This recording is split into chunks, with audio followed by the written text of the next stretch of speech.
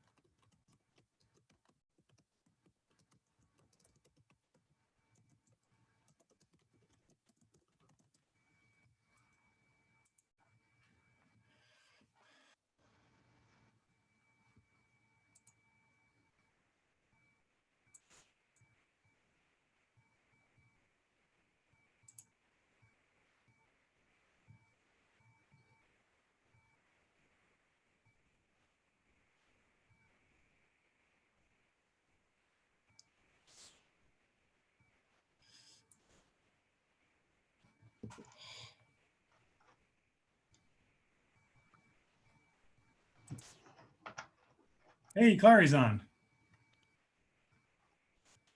I am muted. Press Alt-A. Alt-A. Hi, Bob.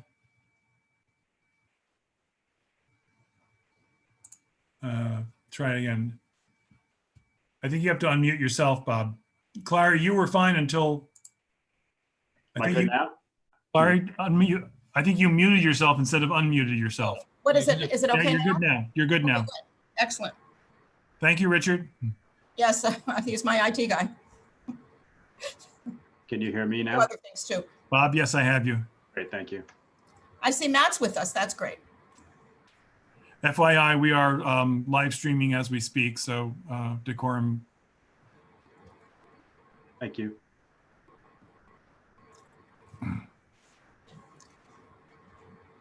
I don't like to leave that to the last minute in case it's in case there's an issue.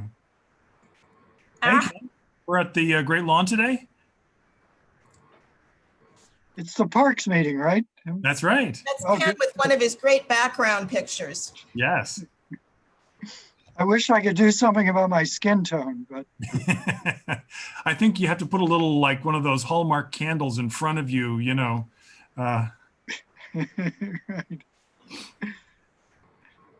Maybe I'll try that. Hi, Clary. Hello, Ken. Oh, hi, Gray.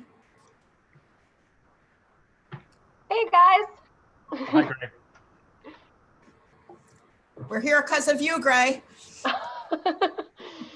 Well, to be fair, it's Bob and I. Actually, it's for that park that's behind Ken. That's why we're here. That's right. Right. We're here for the two of you in that park. Hold that part.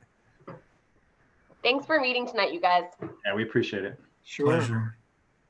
So Who's got before the the meeting sign-in actually starts, I've heard tell that you have to sign up weeks, if not months in advance to have your picture taken at the conservatory garden, and people get dressed up in their wedding clothes and go there on a stray Tuesday afternoon because that's the only slot they could get. Well, we were there this last weekend, I think, or the weekend before. We spent a long time there. It is so gorgeous. It is, yeah. Especially this time of year. Yeah, exactly. And very crowded now. Yeah, Yes. sure it is. Well, when we were there, not so, but yesterday the whole park was really crowded. Yeah. I think they saw tomorrow's weather forecast. Yeah, yeah. So, Clary, where's the sign-in sheet? Beats me. Ask Oh. Mark. Do we have one? How does that work, Mark?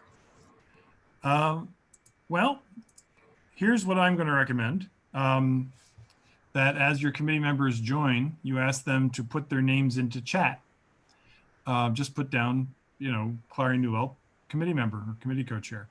And then we'll save the chat and that'll be our sign-in sheet. So since I'm just learning this, I can practice right now. Oh, great, we got Jennifer and Natasha. So if I click chat, Yeah.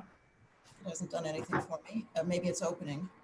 Oh, so you want each of us to put our name, just say so-and-so signing in. Is that a good way to do it? Sure. Okay, so I'm going to try that. And then how do I send it? Return. Enter?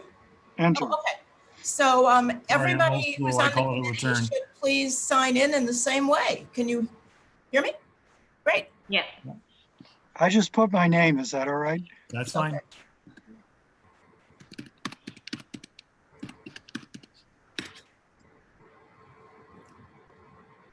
There's Natasha. Hi, Jennifer. I don't know if you heard us. There's Cindy. Hi, Cindy. If you would please just put into chat your name so we know that that'll be your sign in for the meeting. That's what the borough president did today at Borough Board. Great idea.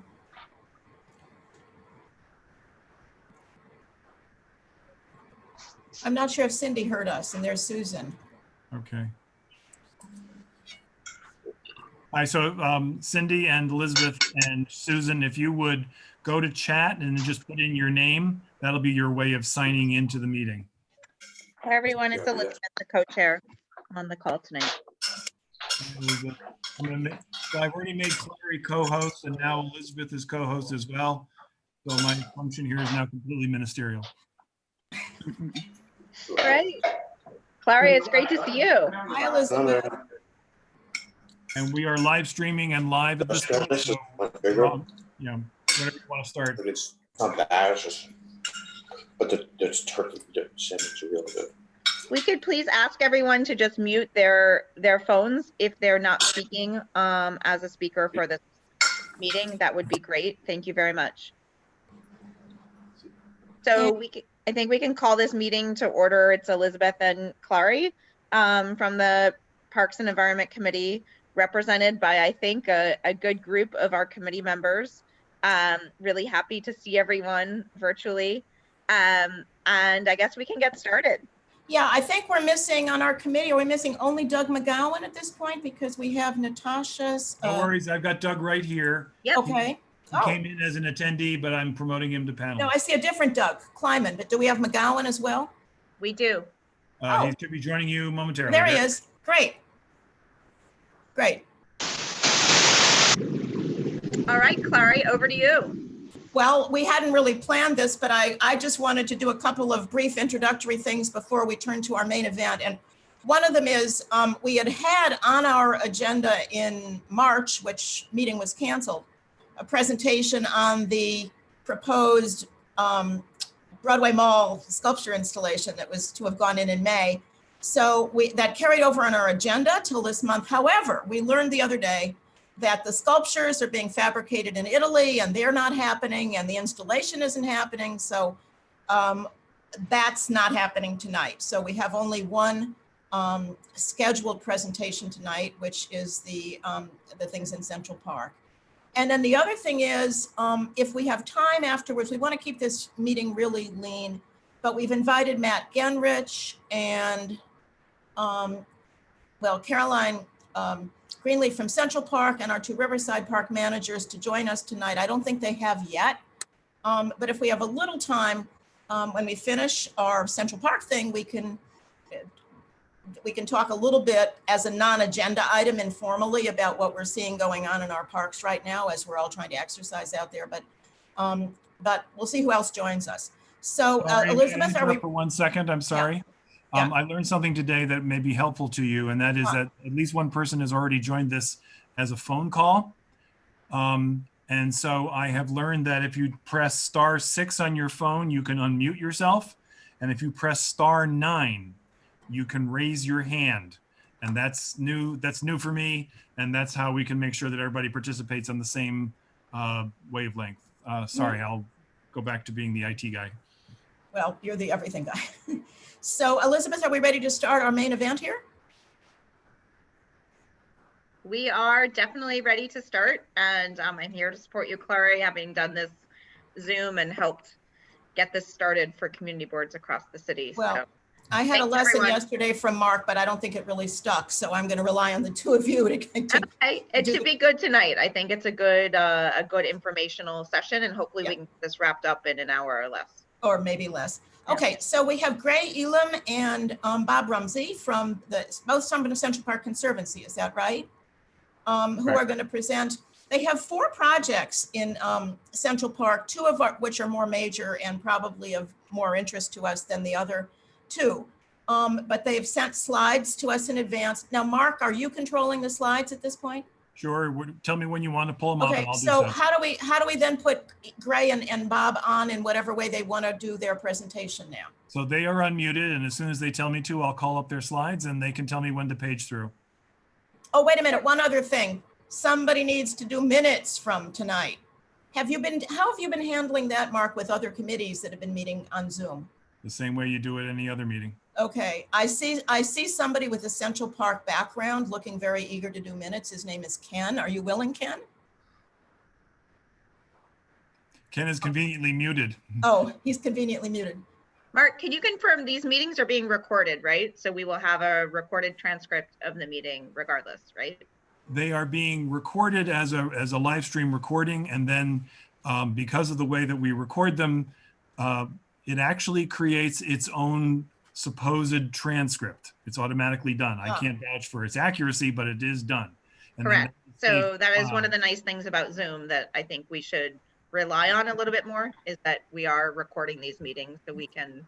Okay, but even Well, so, you we still do need minutes. You we should. need somebody to do minutes, and it could either be Ken, or if Sydney or Doug or Susan wants to volunteer, we just need somebody.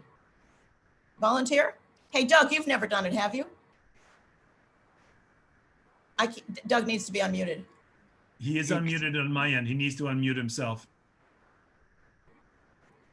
Doug, can you Lower unmute left. yourself? Lower left.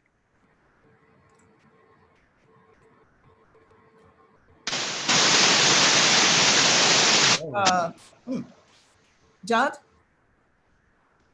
Can't hear him. Ken's right. On the lower left-hand. I think what he's trying to say is that he did them the last meeting. Oh, Is that okay. true? I think I so. don't- I did them no, I the don't meeting think it's before true. that, so. I don't think Doug has done any, but it doesn't matter. We just need anybody who's willing to do it.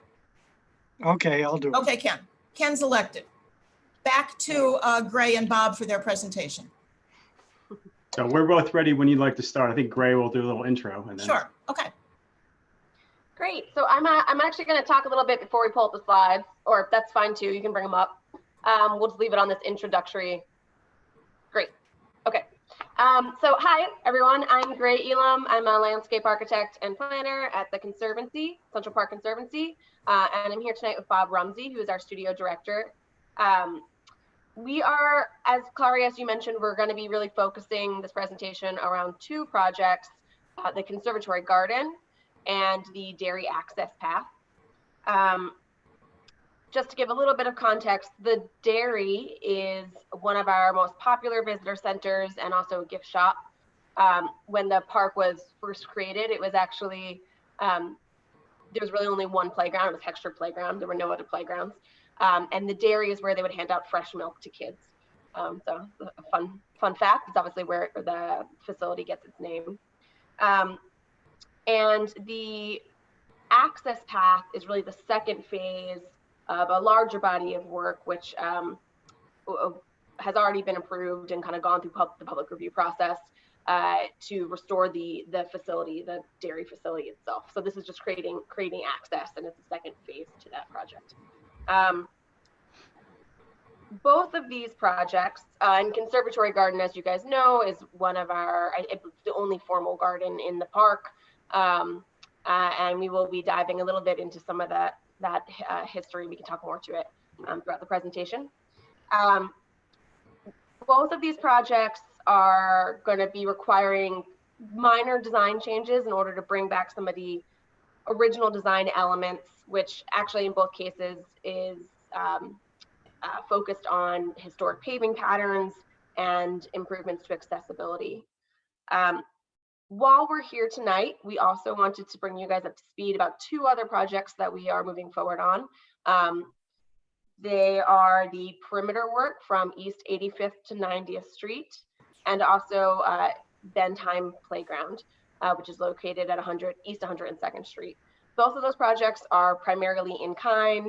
They don't require the same approvals, but while we're here, we wanted to just kind of bring them up and mention them to you guys. So we'll really quickly touch on that at the very end.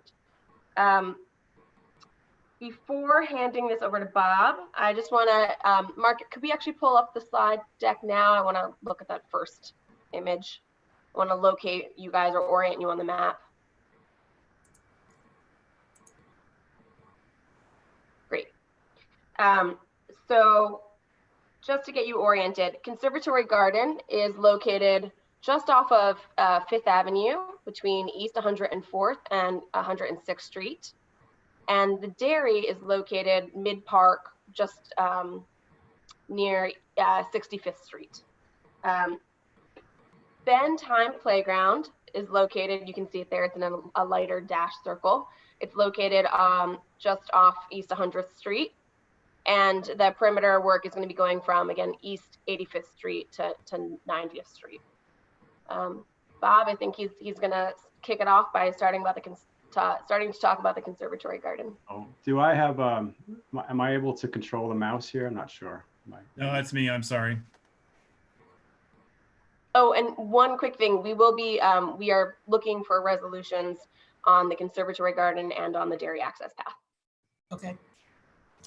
Okay, I'll start out with the Conservatory Garden. As Gray said, it is along 5th Avenue at the entrance is between 104th and 105th Street. Next slide. Hang on.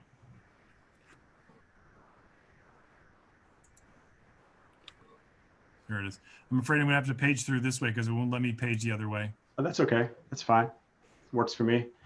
So we'll start out with an aerial view of the garden. I had actually added some labels to this, but they didn't make it in here, so I apologize. So garden was constructed in 1936 in the previous site of some the greenhouses and the conservatory that was here on site. These buildings are in the same location. It's comprised of 3 gardens, just to give you a little, get your bearings here. The most southern garden is the English garden. The central garden is the Italian garden. And the northern garden is the French garden. The French garden is where you see the tulips in the spring and then the mums in the fall. And that's general orientation of the garden. It really has not, other than some focused interventions in the late 60s, has not seen a kind of major restoration. There was some work done at that time, one of which involved paving, which will lead us into some of our design work here that I'll talk about as I go forward. So if you could go next slide, please. Following the work in the 60s, the work that began in the 1980s with Lyndon Miller and the Conservancy was really more focused on horticulture, and that horticultural excellence, remains today. And that said, our focus of the garden work is really not on horticulture. It's really more about the infrastructure, hardscape, the paving, and so forth. Next slide, please. So our work really consists of in-kind restoration. What I mean by in-kind restoration, really no design change, same materials, same patterns, etc. It will work on pavements and curbs, existing retaining walls, which are all primarily brick, existing stairs, and the pergola, which is in the upper part of the Italian garden. There are other modifications that are slightly different than what exists there today. A replacement of the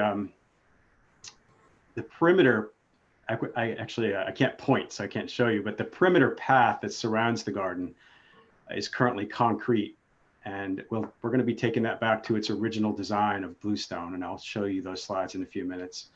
We'll also be adding a few accessibility improvements into one major part of the garden in the French garden. Next slide, please. So the next few slides will be just sort of indicative of the existing conditions in the garden. You can see the bluestone shape. This is not just a focused slide of a bad spot within the garden. Much of the garden is like this. You can see the concrete curbs are broken up. Both of those, excuse me, both of those will be replaced in kind, same patterns, same materials. The slide on the right is the concrete paths that I referred to earlier. This is the kind of outer path, the outer band of the garden. This paving was put in the late 1960s. It replaced original bluestone. And, you know, there has been utility interventions throughout the years. And so you can see those those cuts that are happening there. Next slide. Conditions of the walls and the steps. You can see, you know, we have leaning brick walls, unsettled. We have cracked walls that will be repaired. Primarily, most of the brick walls will be repointed, copings replaced or reset where necessary, and most of the granite steps will be reset and repointed in the garden. Next. The pergola, the wisteria pergola, which is on the upper western end of the garden, western side of the garden, I should say, requires structural stabilization, some replacement. We will not be changing the design at all. It's just a focused intervention of, you know, replacing steel where steel needs to be replaced and refurbishing, refinishing the entire structure. Next. So back to the discussion about pavement. This is a overall aerial view again. So the white coloring that you see is currently concrete, and the gray portions that you see on the interior of the gardens, that's all bluestone. The bluestone will all be replaced as it is today with new material, thicker material, more durable material, still bluestone, it'll have a very similar look, and it's the same patterns. The concrete, if you could go to the next slide, please, and I'll come back to this one. I'm sorry, so we discovered during our research that we didn't know this actually going into the project. We found these record drawings of the work done by the Parks Department in the 1960s, which had some other focused interventions, but it showed that the pavement, this pavement on the outer bands, if you look at the lower left photograph, the lower left corner, you'll see that bluestone on the perimeter band that existed. These are some shots that were taken in the 60s.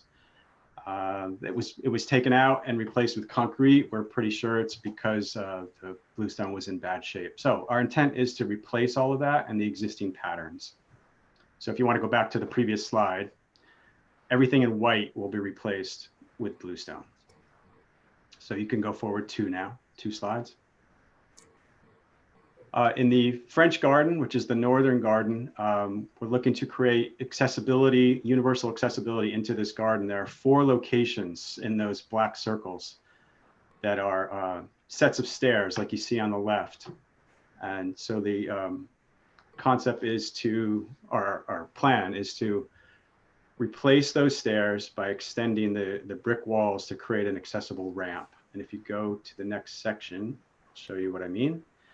The section on the top is the existing condition. If you focus over on the right-hand side of the slide, you'll see the brick wall with the steps. It has 4 steps that drop down from the upper path down to the lower path at the level of the Untermeyer fountain. So our plan, which is in the lower right section, we keep that existing wall essentially in place. We extend it back toward the upper path, and we have a stepped wall leading out toward the lower path. It stays within the same footprint of the existing garden beds. It allows us to lay in a ramp, an ADA accessible ramp and handrails. So that's really the biggest intervention or the design change in the plan. If you go next. And then Important but not seen is drainage work. The garden is surrounded by a steel perimeter fence, which will be restored in kind. There is a lot of drainage that comes from the upper mount area from the west, which has done a real number on eroding the garden, eroding the around the fence. And so we'll be putting the fence up on a concrete curb to capture that water, and then guide it into swales into these drainage structures along the entire perimeter. Again, you won't see this. It's a minor change, but just wanted to talk about it. That is the garden. Do you want to go through the next presentation? Do you want to do the whole thing first and then have questions? How are we? Bob and Gray, I think maybe what we would do is have our questions on this project first and then move on to the others. Elizabeth, does that work for you? Where's Elizabeth? Can you hear me? I can hear you, Clary, very clearly. Good, okay. Because we're an Upper West Side Community Board. This is great that we're talking about a project on the opposite side of town, but I think we have bigger priorities. Right. So Elizabeth, is it okay with you if we just do questions on the conservatory gardens first? Sure. All right, so we can do them in any order. I might as well just name our committee members, and if you have a question or comment, do it, and if not, say, call in somebody else. Cindy, you want to start off? I don't have any questions. Okay, Ken? The usual questions, timeline, cost of the project, Sorry. where the funding comes from. Yeah, I meant to say that. I'm sorry. Timeline, this will start in the fall of this year. Given current conditions, we hope that will still happen, but that's our current plan right now. It'll be about a 2-year project, roughly. We're still working through that exactly. The garden will not be shut down in its entirety at any one time. We're going to be phasing it by garden, hopefully. Again, still working through that, but there will be parts of the garden will remain open at all times. It's a $10 million project. It's privately funded. And I think that answered everything, right? Yeah, you're assuming that we won't be shut down by then, or would this happen regardless? I'm not making any assumptions on that, or just our current plan. That's our current plan right now. We're getting our construction documents together, and we'll be putting it out to bid with that timeline in mind. Mm-hmm. As much as that can be in our control, that will be our plan. Okay. Okay, Natasha, you have anything? Natasha, you there? Yes, I'm here, but no, I don't have any questions. Okay, Doug McGowan, do you have anything?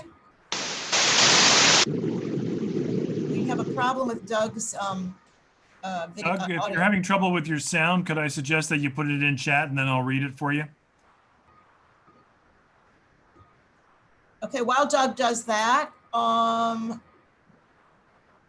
Jennifer? Any questions or comments, Jennifer? No, everything looks good. These are much needed improvements. The conservatory gardens are one of my favorite gardens in all of New York City, and I'm very happy to see some of these upgrades being addressed. Thank you. Elizabeth, co-chair, got anything?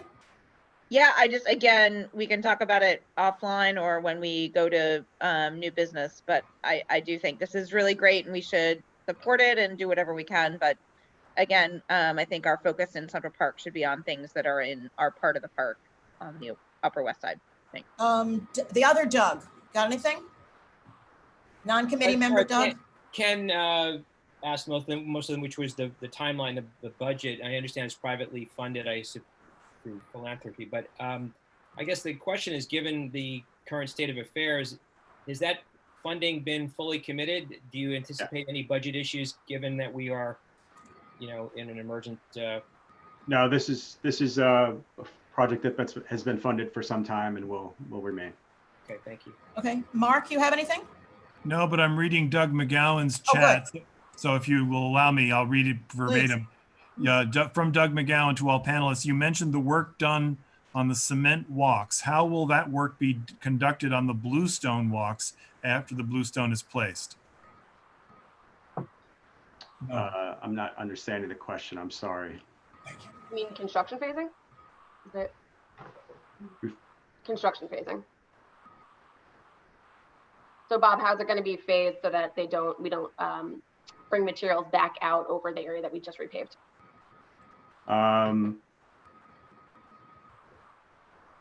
If we have to, we'll protect it with, necessary materials. If we're going to, if we put new material down and we have to drive over it, we'll put protective materials on top of it to do so.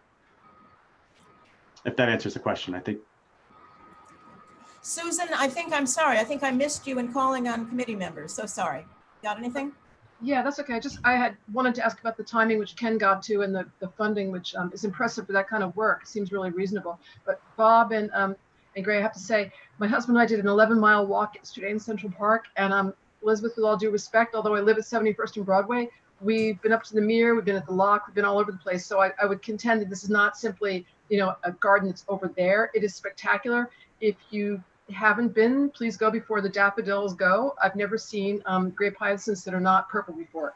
Bravo. I know you don't do the plantings, but I was really heartened to see people were keeping a social safe distance.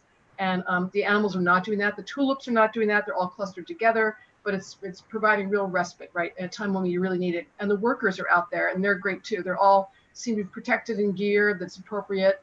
I mean, they're doing a great job. Thank you. Okay, I have a couple questions and comments, and then I see on the chat that there's at least one more person that who's not a committee, no, whatever, we'll get to her in a moment. So my questions are, number one, with the pergola, are you able to do the repairs on the pergola without damaging the existing wisteria? I wish that was the case, but no, Oh. the wisteria is one of the major problems why the structure is damaged the way it is.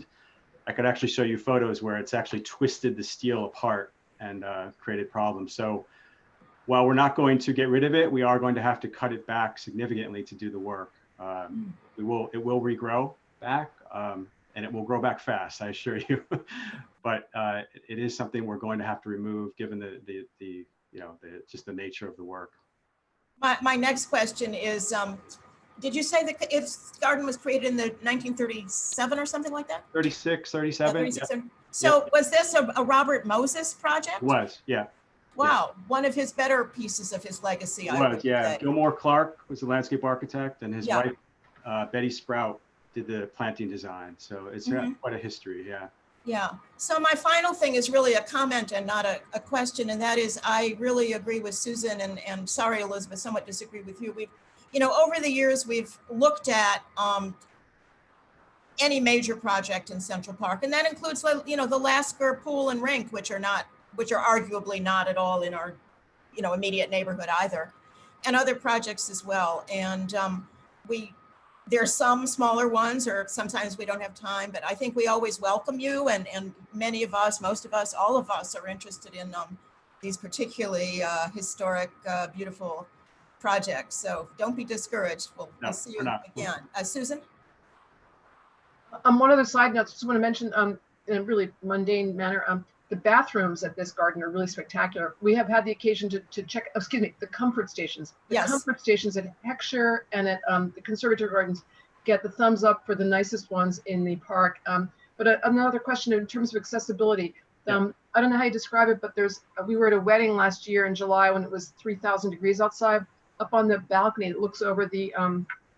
The Italian garden. Right. And is there any way that's going to be accessible? It seems unreasonable to expect that, but yeah, it's something we've actually looked at to see if we could do it, and it's just it would be really unreasonable. Yeah. Okay. Say it. There's really no way to do it.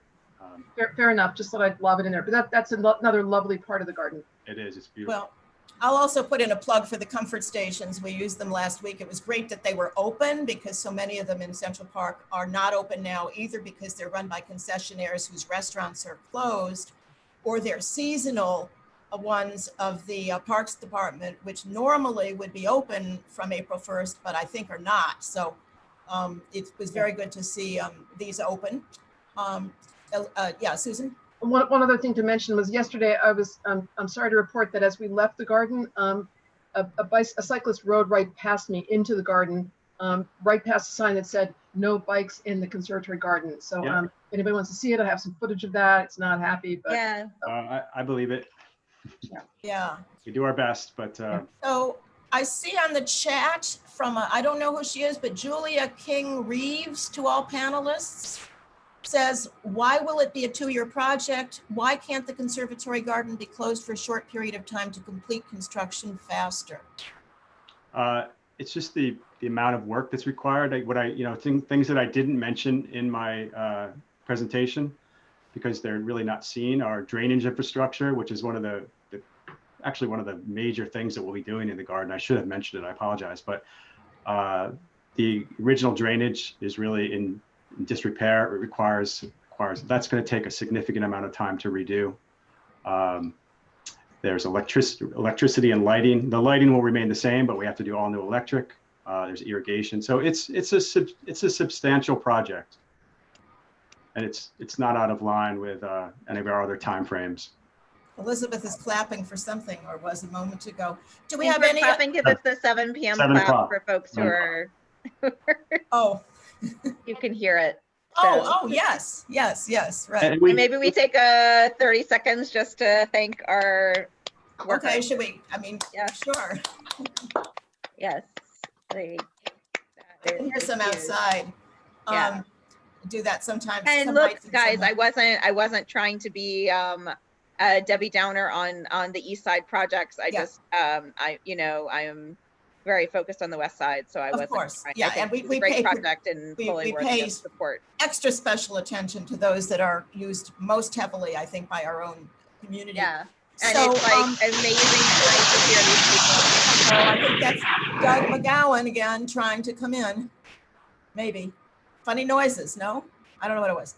I just want to add one thing to Julia's question, just to reiterate that the whole garden won't be closed for 2 years. It'll be done in phases, so that some part of the garden will always be open. Ray, to what extent will you have to tear out and then restore horticulture to do this work, other than the wisteria? There are some hedges that are going to be replaced. Nothing significant. I mean, mostly in the French garden, the English garden, not the French garden. We're not touching that beautiful hedge. Mm-hmm. There's some hedges that actually need replacing, regardless of if we were doing the work or not.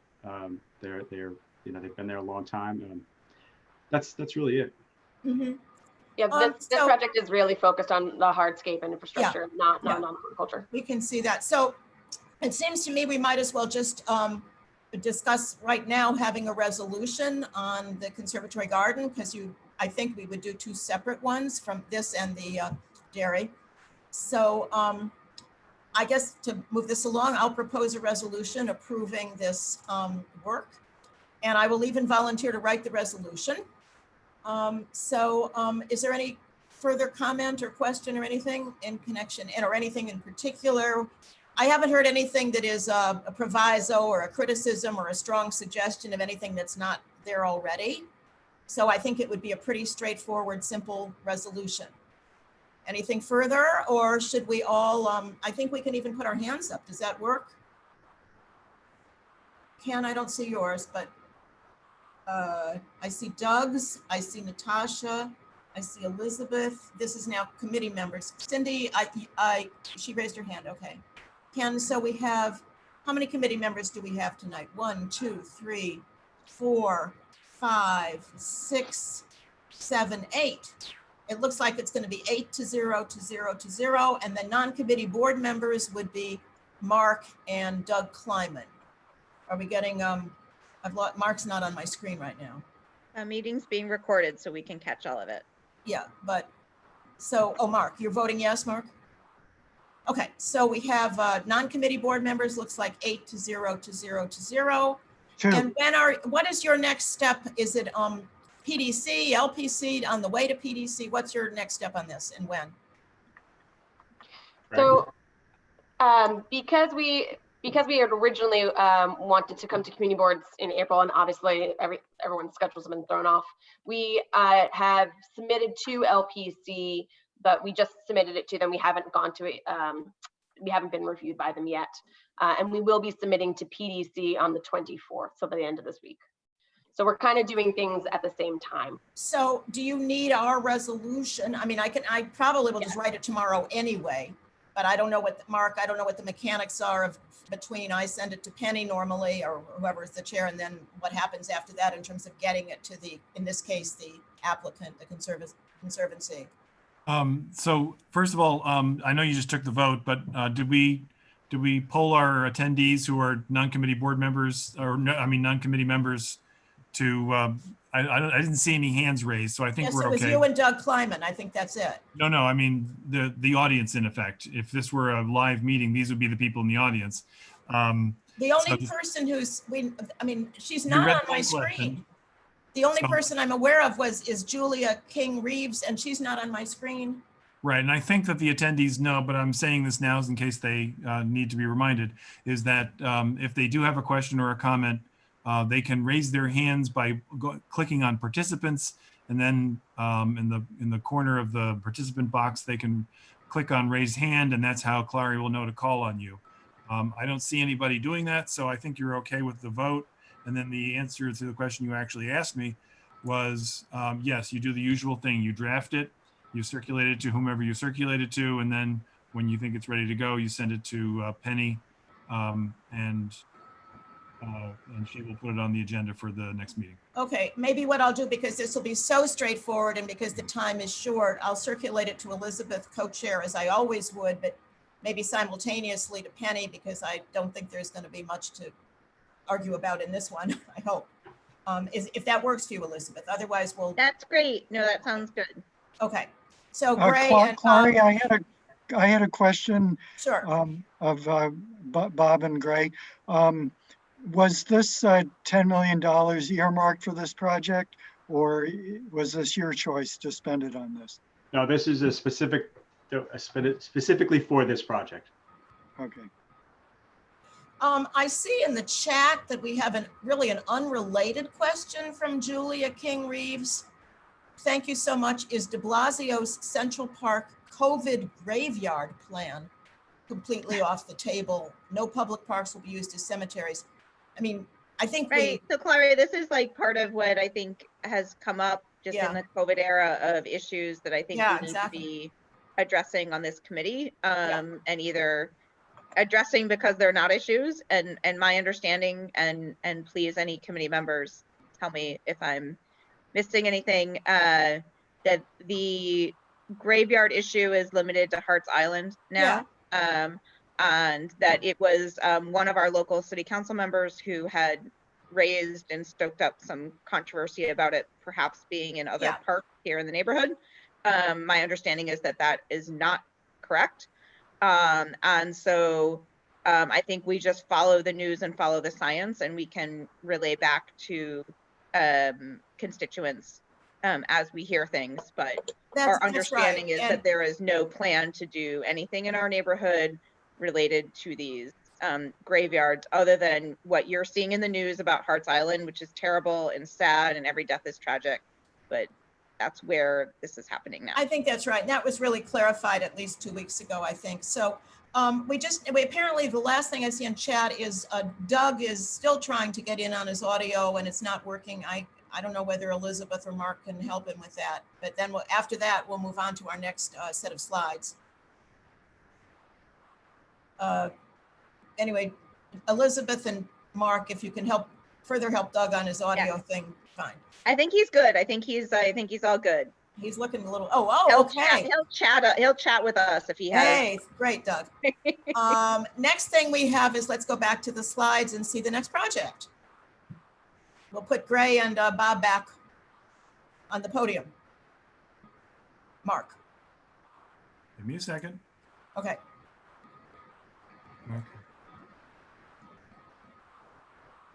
Okay, this is the dairy. Gray gave you the introduction before. This is, actually, I'm sorry, I can't point to. You can see the dairy labeled there on the screen. It is our current visitor center. And therefore, it's important that we create an accessible path to the building. The path that's labeled there leads up to the closed east drive.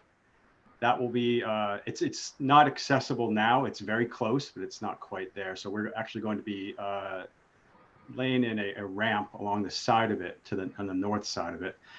And the crosswalk coming across Closed East Drive, which leads people to the north, is actually not, we're actually going to realign it and regrade it a bit so that it works as a system from the dairy all the way across the Closed East Drive. Next. This is a view looking from the Closed East Drive down the path to the dairy. That path will remain almost exactly where it is. It'll slide over just a foot or so to the left in the slide, and the ramp will lay in right along the right-hand side there. We will have to take some shrubs and move them back and transplant them, but no trees will be affected. Next. This is from within the loggia, the entry to the dairy, looking up that path. The current path lays in at 14 feet wide as it comes through, and it aligns with the entrance to the dairy. So we'll be maintaining that relationship. Next. So this is the existing plan overlaid with a dark black line with the proposed plan. So you can see how the new path lays in almost exactly where it is now, and the 5-foot wide ramp to the north side.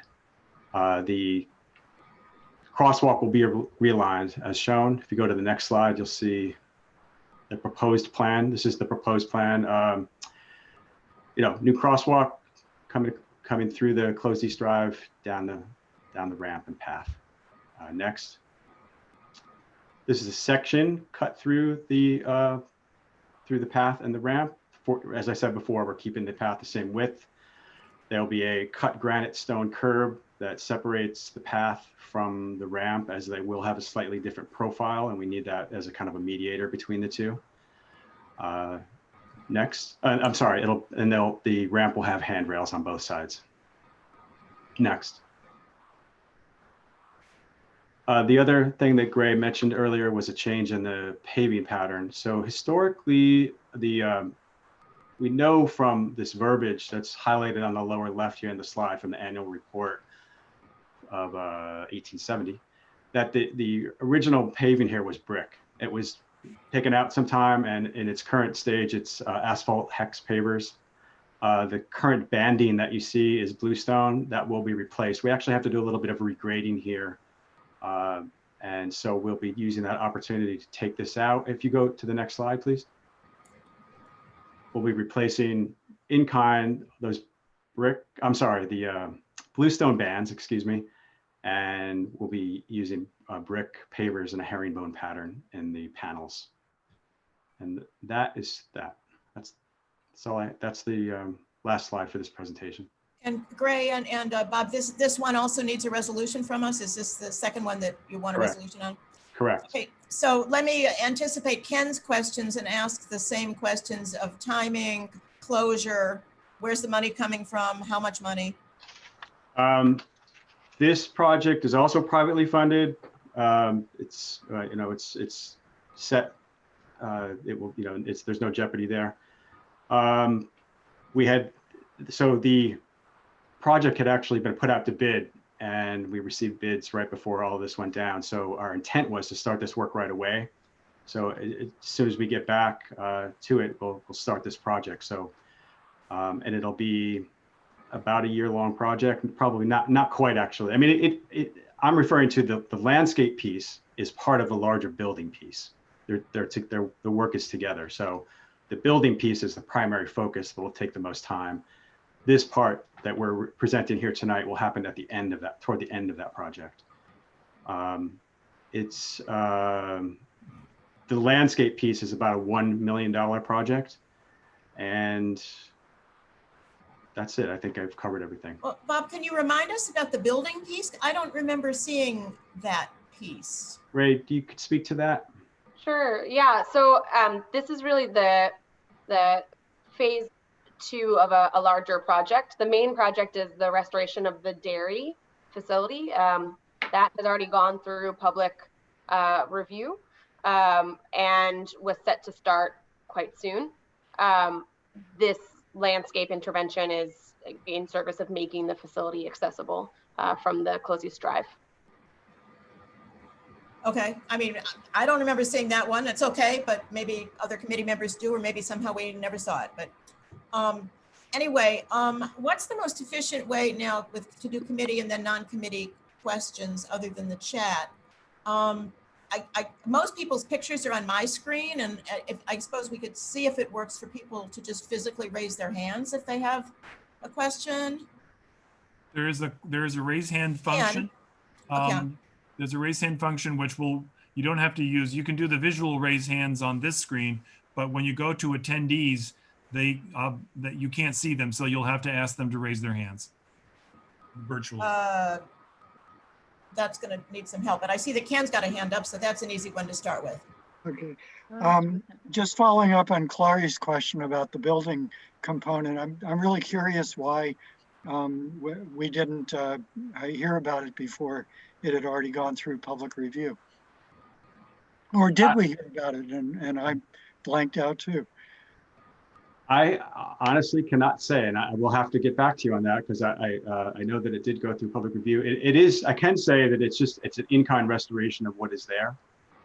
We're just, the building was renovated in the 90s, and it's primarily upkeep. Gray, perhaps we could touch back with others in the organization and get back to them on that. Yeah, absolutely. I think we can get back to you tomorrow with a fuller response. I mean, really the restoration around the building is about accessibility and like infrastructural upgrades. And so it's not, but the question warrants a response. So we'll get back to you tomorrow. Okay, Right, great. thanks. I mean, I do also remember. one other question. Yeah. The herringbone brick pattern, was that the original? Was it herringbone? We don't know for sure. We can't find plans and we haven't found any photographs, but primarily, herringbone would have been an appropriate pattern for that time. So we're comfortable with that. And it is the most durable and it knits together very well. It'll be the most durable pattern. Okay, Doug McGowan. I'm not getting his audio. Is anybody getting Doug's audio? Doug, we can't hear. It's tough from wherever you are. Can you hear? Can Yes. you hear me now? We're good. Yeah. Yay. Yay, welcome. Regarding accessibility, is the current path is it too steep? Is that the issue? It's like it's too steep. Just yes. Yeah. Okay. Typically And when then, we talk, there's no such thing as not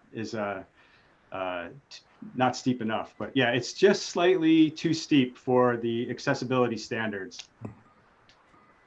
Understood. And then related to the railings, yes. What level are those railings? How high do they go? On either side? The reason I'm asking is I'm just bringing up the concept of skateboards and whether or not that's going to be used as a skate ramp now. Right. So standard code is a railing has to be between 34 and 38 inches. So they'll be in that range. And we have put a lot of these ramps in the park and we haven't had a major issue. We have people out that can police it and we haven't seen major issues. But it's something we definitely have to keep an eye on, and we have to do the work. We have to create accessibility, and so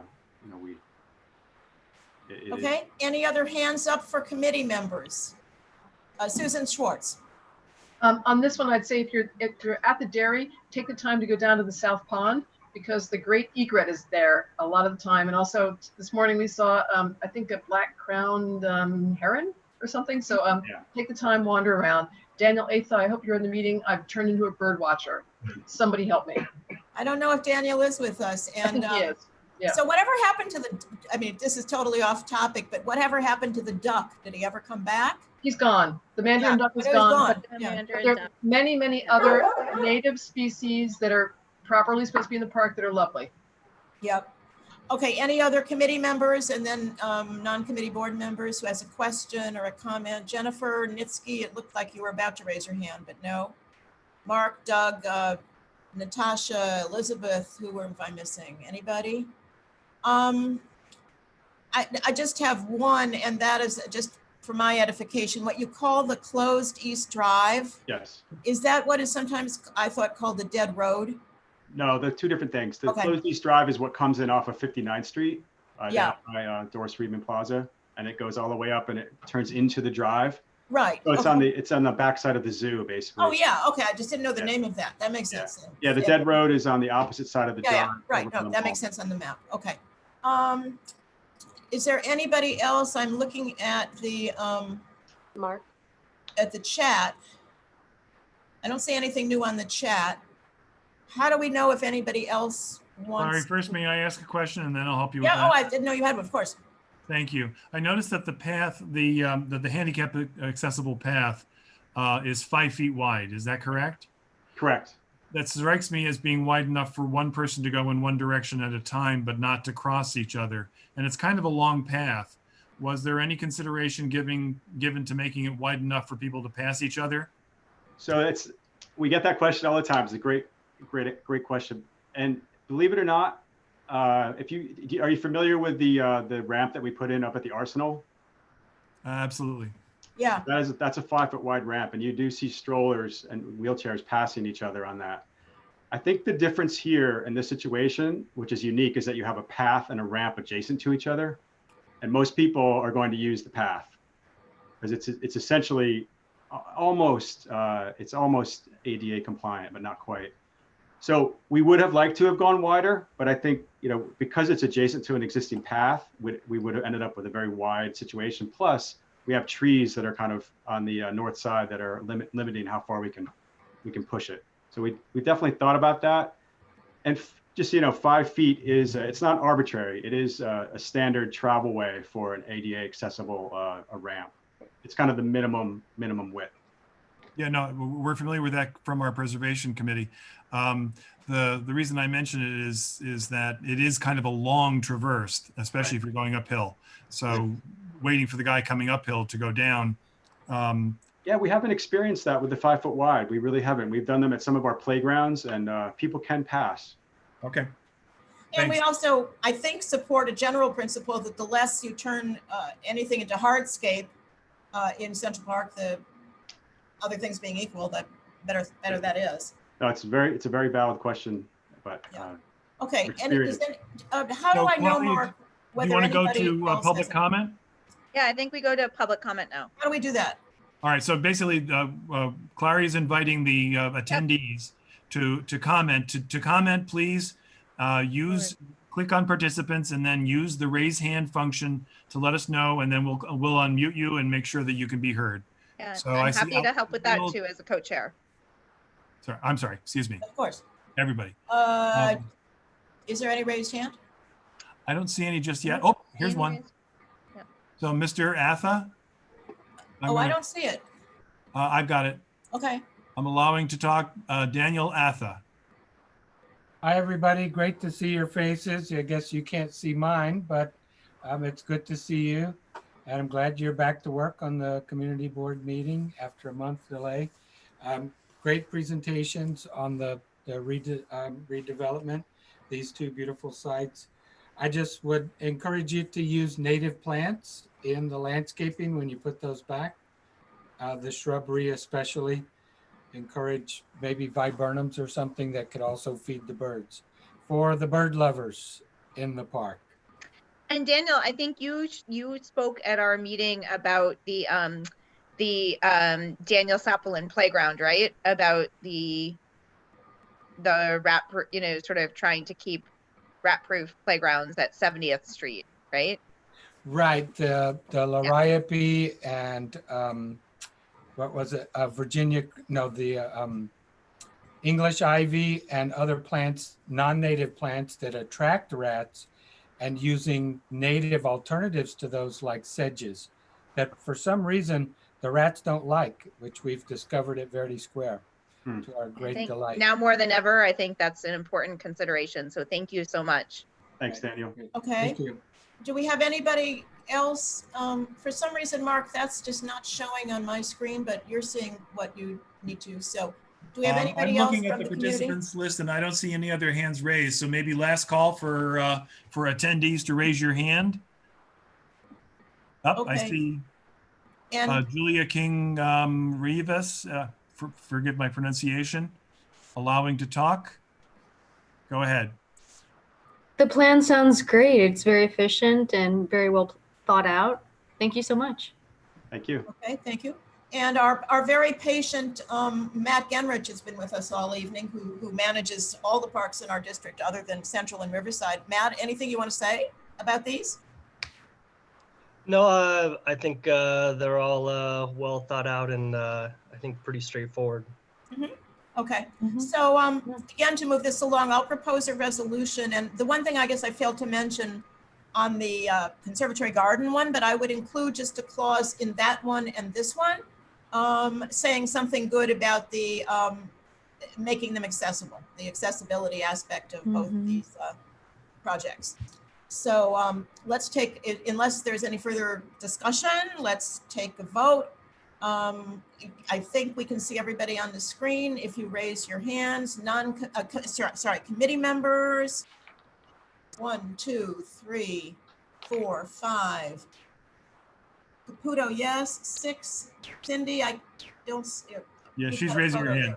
Cindy and Jennifer. What are they doing? Cindy raised her hand, yes. And Jennifer's now There's live. her hand. Okay, so that's 8, which makes it 8 to 0 to 0 to 0. Non-committee board members, we have Mark Diller and Doug Kleiman. I see 2 ups, 2 hands. That makes it 2 0 0 0. So great. And let's move on to the couple of slides on the 2 small projects that don't need resolutions. You're back on, Gray and Bob. Great, thanks. Mark can get you there.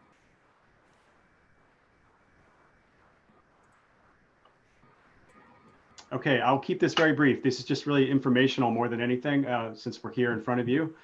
The first project is Robert Benheim Playground at East 100th Street along 5th Avenue. This is a playground that was built in the 1990s by the Conservancy. It's a universally accessible playground.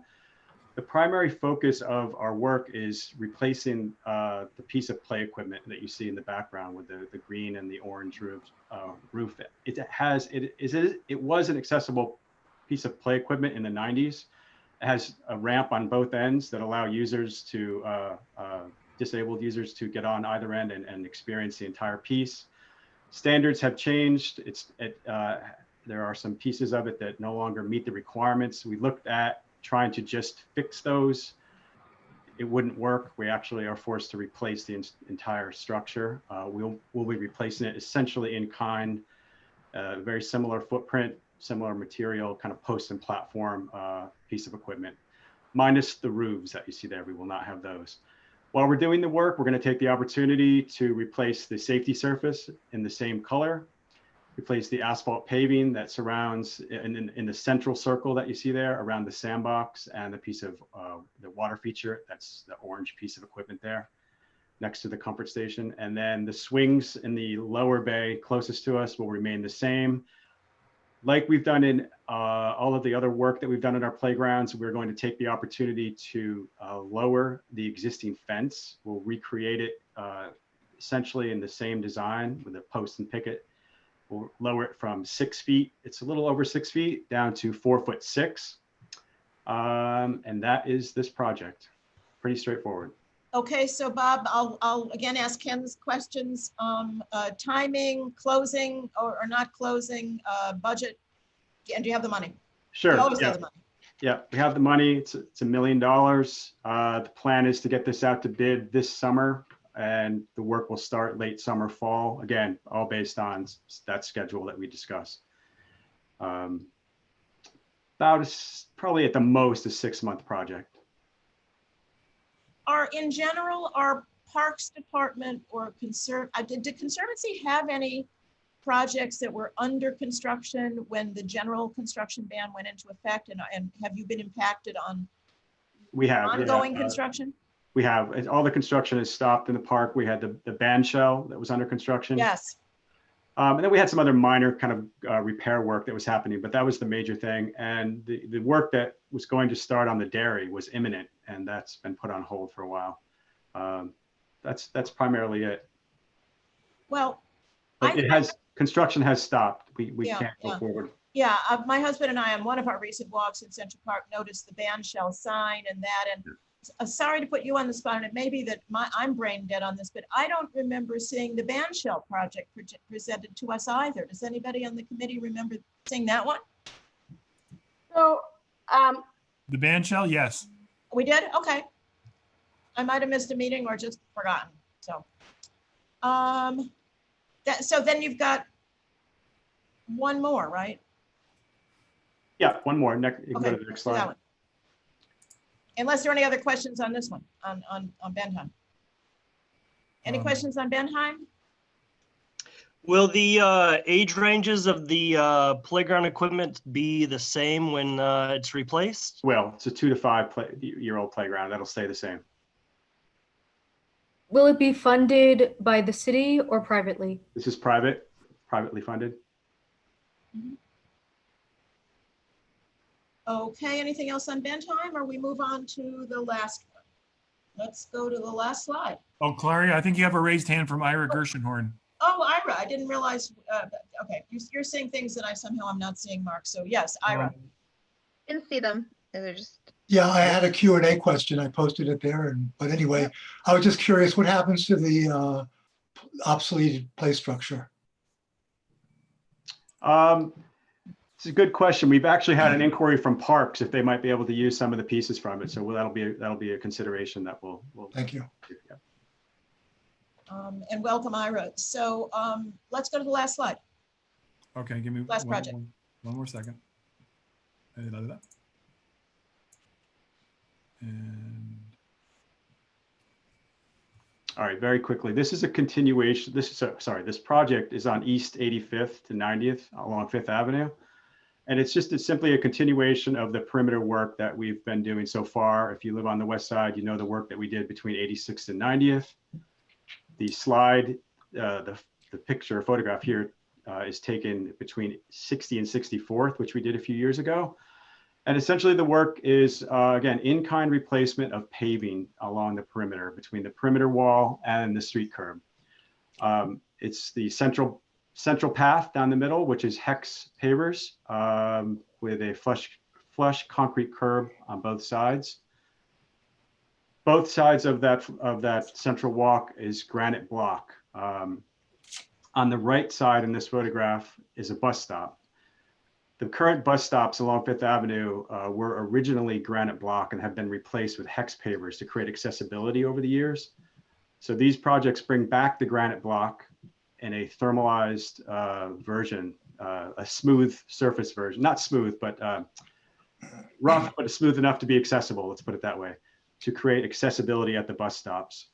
On the left-hand side of the photograph, you can see the lower left, that is a bench area, or the bench is cut out of the photograph. We're creating accessibility to all the benches along the perimeter, as well as providing companion seating.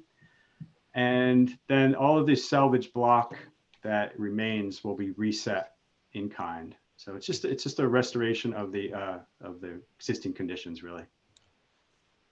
All right, and you do not need a resolution. We do not need a resolution. Let's see whether we have any questions or I can comments. answer the time frame on this one. I can answer that before, if anyone wants to know. That this would be in kind of the same ballpark as the playground, where we're looking to get this out to bid late spring, early summer.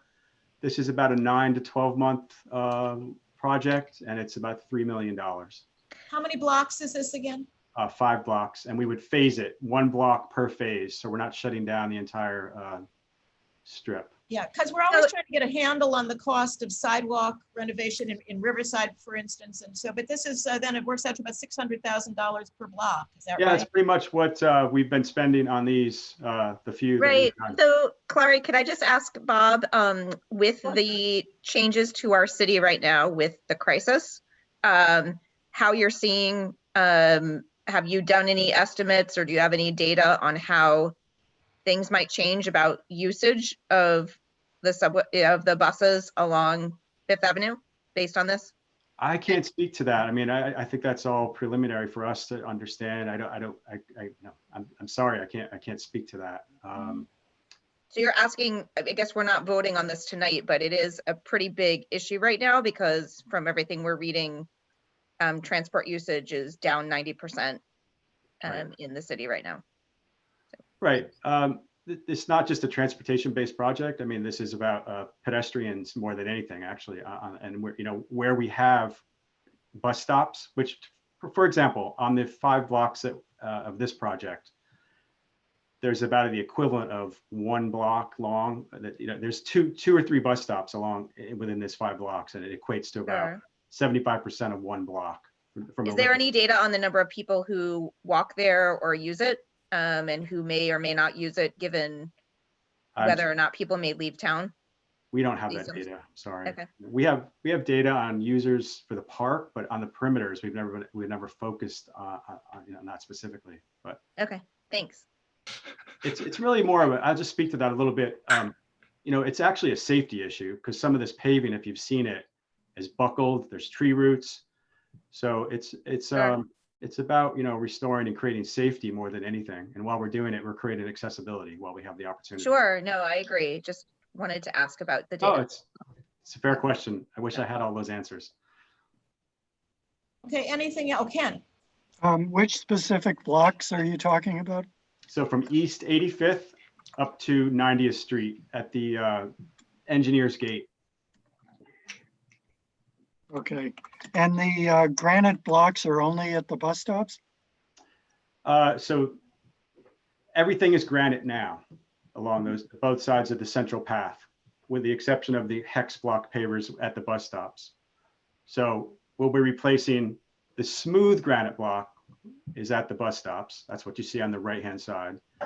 The rougher granite block, kind of where the man in the black suit is walking, that's probably what you know from walking up and down, both sides of either on Central Park West or Fifth Avenue.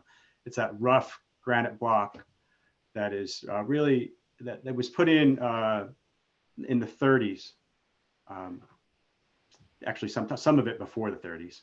So everything is granite. There's just two types based on accessibility or not accessibility. That makes sense. Okay, anybody else on anything on the sidewalk? You have a raised hand in attendees. It's Julia King Reeves. Okay, Julia? Oh, my name is pronounced Julia Ching Reeves, but just Excuse me, to thank you. clarify, I was a little confused. CB7, does that include all of this committee, that it includes all the completely Central Park, or is it just the west side? I was a bit confused as to where the boundaries lie. Julia, all of the community boards that surround Central Park, it's 5, 7, 9, 8 on the east side, and Mark, or Elizabeth, help me with the ones on the north. 5, 7, 8, 9, 10, 11. Okay, we all have sort of co-terminus jurisdiction to the extent we have jurisdiction, but advisory jurisdiction over the entire park. So we look at projects throughout the park. So do all of those other boards to the extent they want to. I think it varies, but we sort of all have the whole park. So then you create some written documents, and then all the various boards bring those different documents together, and then the Parks Department works with you. Is that the structure of things? Let me actually phrase not a response exactly, but as a different question, because I think if you implicit this. What other community boards, Bob and Ray, what other community boards have looked at on the 2 projects that you are looking for, you've gotten already or will get resolutions on, and has there been any controversy there, or what's going on with the other 4 boards on those projects? Sure, I can speak to that. So we, as you said, when we have projects, we offer to go to all the community boards surrounding the park. That's 5, 7, 8, 9, 10, 11, and sometimes 9 as well. And regardless of where the project happens in the park, we offer to go to every community board. And if they don't want us to attend, that's fine. And if they do, great, and we'll show up. Thus far on these projects, we've been to all of the community boards except for 5. Community board 5 we're going to be going to on May 4th. And they've all unanimously supported both projects. Okay. I think that at least sort of answers your question, Julia, as to how it works. And just to add on, then we take those resolutions and we go to the public agencies with those resolutions. Mm-hmm. But Julia, we do separate resolutions. There is something called the Borough Board, and Mark, our board chair, goes monthly to the Borough Board, and there are some resolutions on some topics that come out of that. But with the Central Park projects, that's not how it would normally work. Each board separately reviews and has its own resolution. which is then taken by the Conservancy to the Landmarks Commission and to the Public Design Commission. So Okay. anything else on any of these projects? Thank you very much, Gray and Bob. And would you send our greetings and good wishes for their health and yours? I think Daniel raised his hand. Did he have Oh, a last Daniel? question? Okay, didn't see it. Mark, just how do we happened, call him okay. Daniel? Or Danielle, sorry if Daniel. No, it's misspelled. He's Daniel. Daniel Latham. Okay, How do we get him? You got him. okay. Can you hear me? Yep. Yeah. Great. I know that the Conservancy cares deeply about the trees that surround the park and of course, all the trees inside the park, and does a phenomenal job of preserving those wonderful American elm trees, which are in some of their finest examples are on the east side there. And I know that you want to, protect the trees as much as possible. I'm just curious, are you going to take any extra special precautions to protect the roots when you do this project there? Yeah, absolutely. So when we did the Fifth Avenue project, the elms, before we started, we did kind of a feeding of the kind of a pre-construction feeding stimulation to get them strong initially, and certainly knowing what the issues are with elms. Throughout the construction, we have really focused protection that there are no vehicles allowed. We kind of set it up so that they can only go down the middle, and they either have to keep the hex pavers in place during construction, or when they take them out, they have to use protection boards so the roots are always protected. There's absolutely no caveats there. And we have our own construction team that is on site all the time, and so we're constantly watching and monitoring. So absolutely, Daniel, we are very much about protecting those trees. That's a very good question, Daniel. It looks like Julia's hand is up again. Is that true? No, I don't see it. Okay. I don't think so. I think we're ready to close. I think so we don't need resolutions on these two. And I guess I was in the when we just called on Daniel, I was in the process of saying to Gray and to Bob, please send our greetings and good wishes for everybody's health to Lane Adonisio and Chris Nolan, whom we more typically see for the CP projects, and your health, of course, as well. We will. Thank you so much for all your questions. Thank you very much for presenting tonight. Thank you for so all much. your input. It's very helpful. We appreciate it. So this was the end of our agenda item. We can talk, I don't know if there's any new business anybody wants to mention, but I want to give just one update on old business, which came from Mark a couple weeks ago to me. And Mark, maybe you should just tell people what happened with the Lasker rink, pool and rink at PDC. PDC approved it. PDC did finally meet and approve the Lasker project, and based on the approvals from all of the community boards that we just talked about, there's actually a draft of an op-ed piece to further support it that may at some point surface from the chairs of the 5 community boards that opined about it. So we'll see if it's drafted, it's ready to go. We'll see if it becomes necessary as an advocacy tool. I can also give you an update on the rotunda if you want it. Oh yeah. Mark, where would that be, the op-ed piece? Wherever Lena Adonisio decides that it should be submitted. Great. Okay. I drafted it. The other board chairs have approved it and edited it, and it's ready to go if it's needed. The rotunda, the answer is very short, which is per our discussion, my discussion with Clary and I believe Elizabeth. I asked Penny, our district manager, to look into whether or not the funding for rotunda would be compromised because of the budget cuts that we all know are coming and have started to see glimpses of. The answer we got back actually just today was that hasn't been decided yet. It was not a robust, no, don't worry, this will never happen.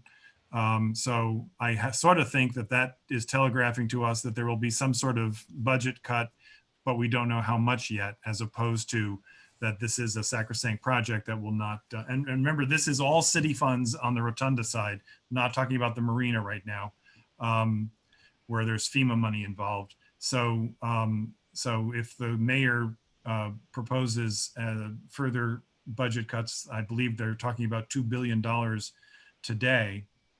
I'm going to bet you a good beer that that's going to be part of it.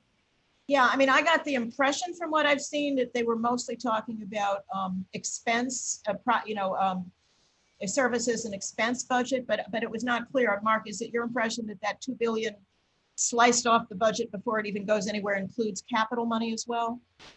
Capital projects? It will. Remember that capital money is usually financed by bonds. The interest service or the debt service on which Debt service, yeah. Yeah. Is well, Elizabeth does this for a living. Municipal finance person. So the debt service is expense, even if the capital money itself is bonds and so forth.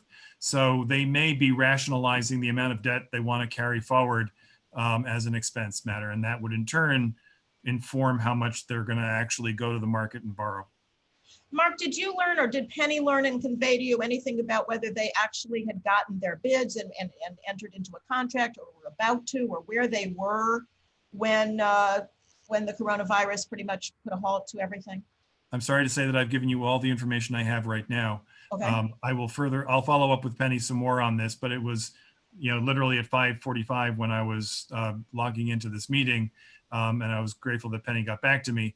But we'll have a conversation and I'll follow up with you and Elizabeth on that. Sure. Does anybody, I think Elizabeth had some other update. Yeah, I think my only other piece of new business as a co-chair was just making sure, and thank you, Mark, for presenting that, is really listening to all of you who represent the Upper West Side, who are on this call and still on this call, on how we can best represent parks and environment issues during this crisis. And I think we've all had to shift a lot of priorities, things that we've normally done on this committee that we've done every month and every month after that. I think this is a really new era for all of us. And so I would really love to solicit the ideas of committee members tonight and anyone else who's on the call of really urgent needs related to our neighborhoods. I'm thinking of environmental issues, given that, I think we're all happy that there are fewer cars on the streets and there's cleaner air, and we see that to a certain degree.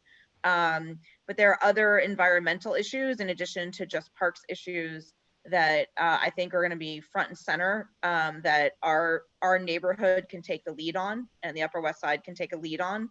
And I would love to just hear from all of you about how we do that and put those things on the agenda for next month, so that Elizabeth, do you have examples you're thinking of? Sure. I have what's happening with trash in the neighborhood, like what's happening with people leaving town and please chime in, people. But I just think this is an urgent time, and I think we have a bully pulpit being the Upper West Side to be able to contribute, and I would love to hear from all of you about how we can do that.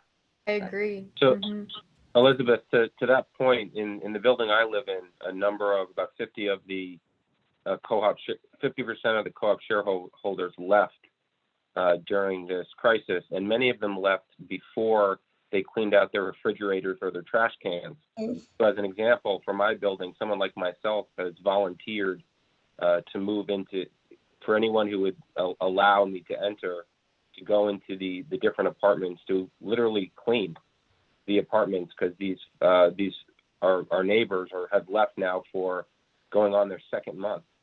And there's no resolution to how this is going to be handled in each building, let alone each street, long term. So I agree that these are conversations we should be having. I know my building, similarly, we're told that at least half the people who live here have gone off, and probably at the time thinking they were going for a couple weeks and didn't really know. And obviously it's been much longer than that and will be. I'm now a little nervous, Doug, hearing about the refrigerators and the trash. It's a new issue to me and making me a little little nervous here. We did hear, I'm not sure who was on the email from Win Armstrong, our friend in our district.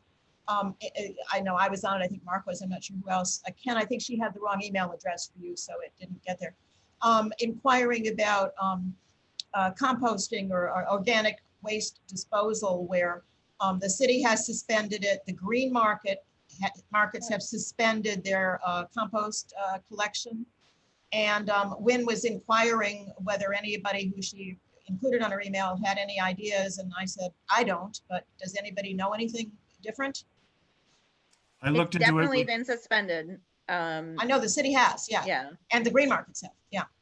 No, Well, the the green green markets are markets- still around. The No, green the markets are green actually, markets are, but not their compost collection. They've the green suspended. markets composting is actually is Disney. It's the Department of Sanitation that does Right. that too. So it's the same people. Yeah. The same program. So it's all gone. I checked in with Melissa Elstein, who is an environmentally active and aware person, and she wasn't West 80s neighborhood, or whatever the organization's called. She wasn't aware of any alternative program. I continue to look around myself, and if you guys have heard of anything, please share, because I'd love to put that out. Yeah. Any other suggestions for specific issues? I mean, Natasha? it looks like our next meeting is going to be, if I am looking at it correctly, May 18th, which our Sounds next about virtual right. meeting, the third week of May. Yeah. I do think there are actions in the city right now that the parks are really important. We all want to open up the parks, and everyone's talking about being socially distant, and the parks haven't closed yet. Hopefully we're moving out of the public health, hopefully part of the public health piece of this, but the economic piece is going to last for a really long time. And so if there's anything we can do as a committee to try to raise awareness about some of the environmental issues, whether it's on your block with infestations on things, whether it's within your building, whether it's within our neighborhood, I think that would be a really sound, logical thing for us to have on our agenda for May. I believe it's May 18th for our next May agenda meeting. Okay. Natasha, you had something? Yeah, I was wondering, I know that Doug McGowan sent an email about something similar to this, but I was wondering if there's any plan for the grassy areas around the Museum of Natural History to be reopened earlier this year. I know that they were piloting to open them up, the two, one of the grassy areas on the south side and one of the grassy areas on the north side. They'd opened them up between Memorial and Labor Day, I think last year. And I think the plan was the same this year, but there are very few people around in the neighborhood right now, and the weather is nice. People want to be socially distant, and if we could open up these parks like a little bit early, I think it would be helpful. And Natasha, I think you're right that the plan was to, it was really the south lawn. I'm not sure if there was any area on the north lawn. Yeah, there was a little area in the north lawn. It was intended to do the same this year. What I suspect is happening, and actually Matt's our guy on this for sure, if Matt is still with us. But I suspect what's happening is concern about people getting too close on lawns like that, because I know there are areas in Riverside Park, that particularly the public pier, that should have been opened April 1st and is not, because of, whether one agrees with that or not, the rationale is that it's would get people too crowded. Matt, are you still with us? Can you talk about those lawns? Yeah, I'm still here. So we've actually opened the lawns the last 2 years between Memorial Day and the end of September, I believe, actually. So went a little bit past Labor Day. We haven't talked about or internally whether they're going to be opened early or we're not going to be opening them at all. So I guess until we're through this period of time, but that's something that I can get back to you guys on. In the spring, it's traditionally a pretty rainy time.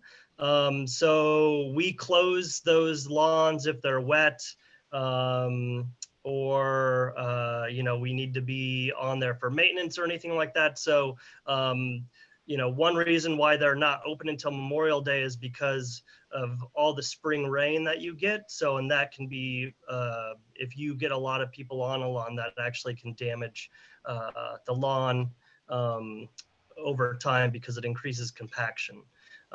So it's not necessarily because we don't want people on the lawns. It's because of, you know, weather impacts can impact the lawn.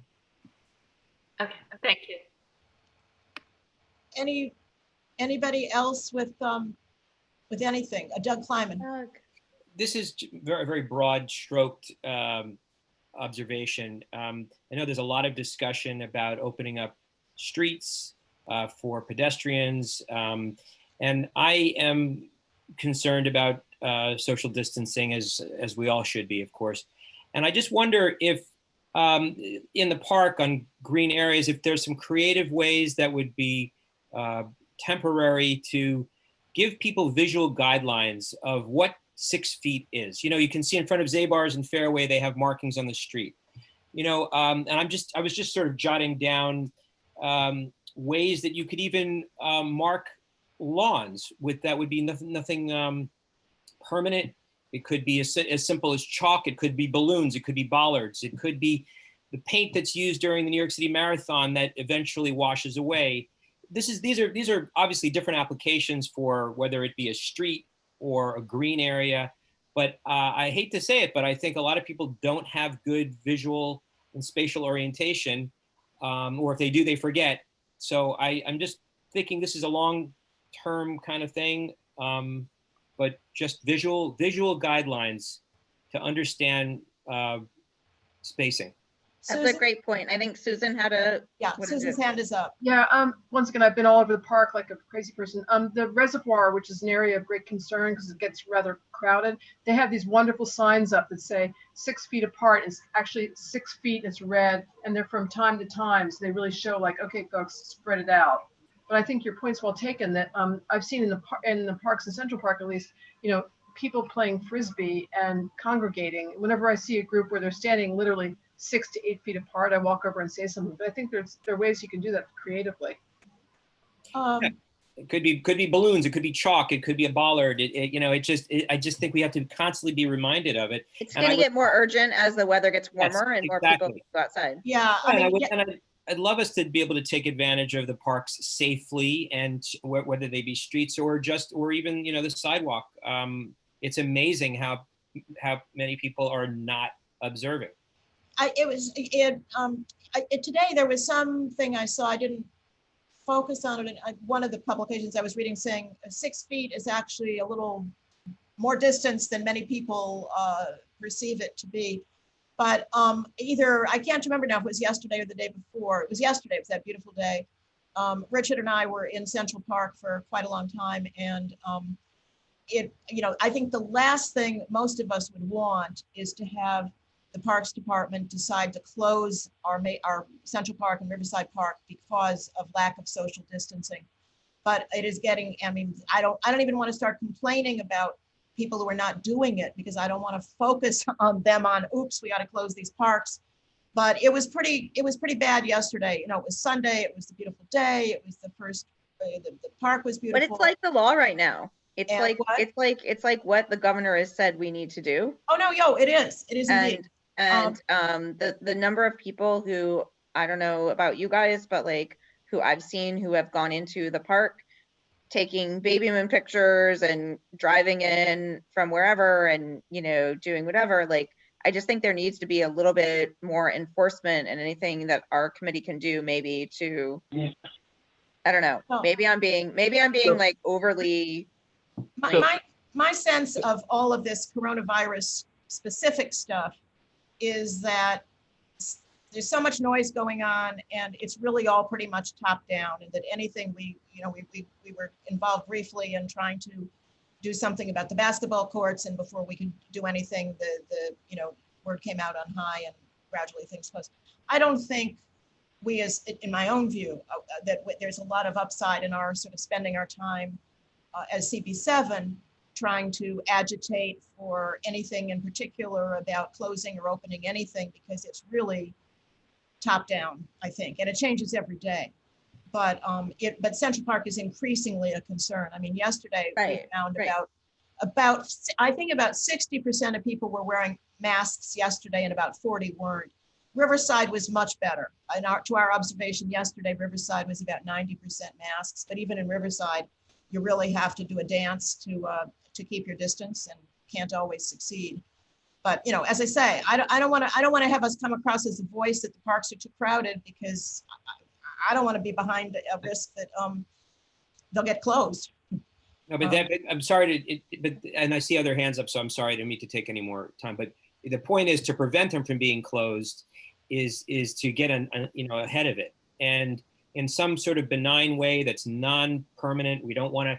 Maybe balloons are a very bad idea because they're not environmentally friendly. But it could be chalk. It could be string. It could be visual guidelines. And I think that if we get on top of it, it could be a good idea. It's not to come from the top down. We're not authoritative.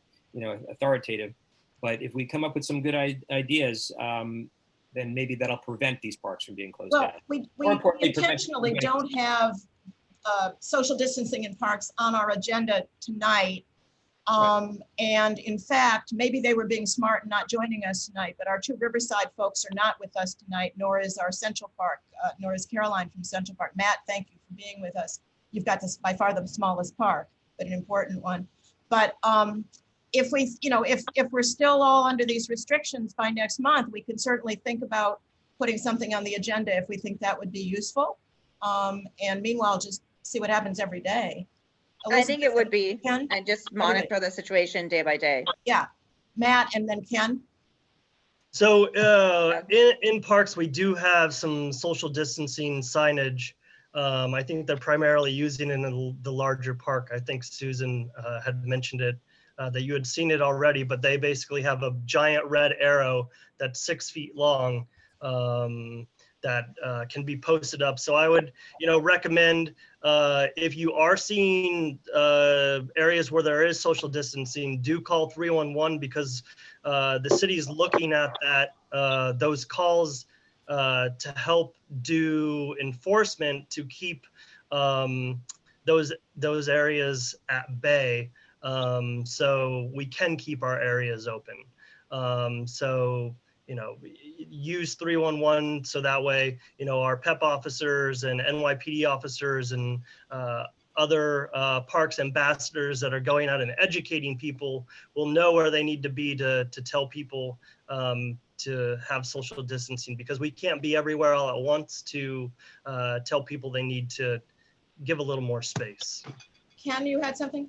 Yeah, I think we should remember that when we see people in the park who are close together, we don't know their relationship to each other. They could be all sheltering in place together for all we know.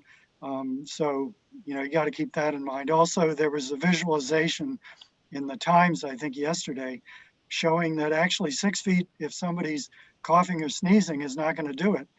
It's actually more like 10 feet at the very least. So there was a very scary article in the New York Times or somewhere about the slipstream from runners, saying the slipstream from runners. I think Doug has a question. No, and I just, if I could continue. Yes. I hadn't finished. When we finish this discussion, I have an update on another project that's been on our agenda. Okay, so let's finish this one. Doug, did you want to say something? Yeah, just a comment. It goes to show everyone observes things differently. I'm in Riverside Park every single day with my kids to give them air, because we're in a very small apartment and there's 4 of us and a dog. And I'm observing people being very socially conscious and distancing. In fact, I'm quite shocked with how well folks are performing and keeping a distance. I find where they are getting close is where in channel points, choke points. And there's some key choke points within Riverside Park. As an example, when you're coming down the path to the tunnel to get to the river from like 82nd Street to 81st Street, you make that right into that tunnel and you are within 6 feet of folks. Yeah. Very quickly. So it's just from my point of view, I'm finding folks following the rules. I agree, Doug. It shows you observations are different. I mean, my own observation is that Riverside is much better than Central, at least. It was. I agree. I think I think Central Park is the hot spot, and because I live closer to Central Park and see people parking their cars, going in to take photographs and doing other things, it's just a totally different vibe. And I think as a board, we need to be thinking about both and protecting what's good about Riverside and hopefully making it as good as it can be in Central Park. So Ken, back to you. Just on I heard through the grapevine on the Cherry Walk, the construction on the riprap is on hold. So maybe there's an opportunity that when it is actually done, maybe it could be done at the same time they do the repaving, assuming the money is still there, and they could kill two birds with one stone, which would be wonderful. It seems to me that in a couple months from now, when we hope by then the worst of the restrictions and the worst of the virus will be behind us in some way, that there's going to be a tremendous amount that's going to be revisited about the capital projects, about all the kinds of things we talk about, and we want to make sure that we are as involved in those discussions as we can be. So as Ken has done of alerting us to one issue, everybody should really pay attention and hope that we can make sure we're part of those discussions when they take place. Do we have anything else tonight? If I could just jump in on that for one quick second. Yes, Mark. I would be happy to write or sign a letter that asks the question Ken just asked. We don't have to opine, we don't have to expound, but simply say, now that things are on hold, is there a possibility to do what Ken recommended? And let somebody answer us. Sounds good. It's not creating new policy or anything. We don't need a resolution, I don't think. No, you already passed whatever resolution you need. Sounds good. I think just a final thing is if there are issues that people have related to what's happening now, given the last time we met as a committee, to steer them, I'm happy to filter them. But I do think we need to have, I think this committee and this board and all of us need to be thinking about sort of the urgency of the moment and things that are really top priority for the Parks and Environment Committee. So if there are things, if it's the chair walk, it's chair walk. If it's another thing, it's another thing. But, I do think it was really good to hear from Central Park tonight about the improvements there. But I also think we have some very, very urgent things that are going to be coming down the pike for the committee and the city in the coming weeks that we can be in front of. And, we mentioned some of them. They're largely environmental related, I think, and would love to follow up with all of you. Well, I think it's really good that having sort of punted in March because everything was also new and not having our meeting, that we have gone forward and tried out our Zoom talents tonight on a regular monthly meeting and allow a project to move forward, or it was going to move forward without us. So it's a good thing it's moving forward with us, I guess. I hope to see all of you in person again. I mean, I love Zoom, but I hope that we all get a chance to see each other in person at some point. But I think it's going to be a while before we do that. I mean, people are just not coming to us now with things that are not time sensitive, but these conservancy projects, Central Park, were time sensitive. And so it is important that we maintain whatever normalcy we can. But you're right, Elizabeth, these are times when we know what our top concerns are. Yeah, and I think we can really let's prioritize as a team and figure out what's the most important thing for the neighborhood right now and what we need to push forward, and let's push for it. I think that's a useful time allotment for our May meeting. Okay, so we all know how to find each other in between, and we'll meet again on Zoom on May, what did you say, 18? Are we done? Anything else tonight? Have a Mark, good night, any everyone. other updates? Anybody else, any other updates or anything else? Sounds like Thank you so much for staying with us. That's been very helpful. Yeah, thanks, Matt. Thank you all. Okay, we're out of here. One last thing. Susan. If you have time in the ramble, there's a tiny red eastern mountain bat that's taken up residency. It's about 1.5 inches long. It's resting on a forsythia bush. It's there every day, I don't know, sunrise to sunset. I haven't seen it at night. And yes, it's it's not alive. from Wuhan, is it? It's in a different position. No, we're not going to eat it, Ken. It's in a different position every day, so I know it's alive. And one last thing, vitamin D, and you see it in my face. as much time out getting vitamin D in this environment is a positive. Yes. Yay. Okay, good. Thank you. Thank you for that advice. Elizabeth, are we done? Mark, Elizabeth, are we done? Yeah, I mean, guys, thank you. I'm And clicking ladies and end gentlemen, meeting. like, this was a great meeting. Okay. Really appreciate seeing Mark's all of you. clicking end meeting. And We're I done. missed not seeing Thank you in everybody. person. Good to see you Thank you, back. Matt, for joining us. Bye. Everybody. Yeah.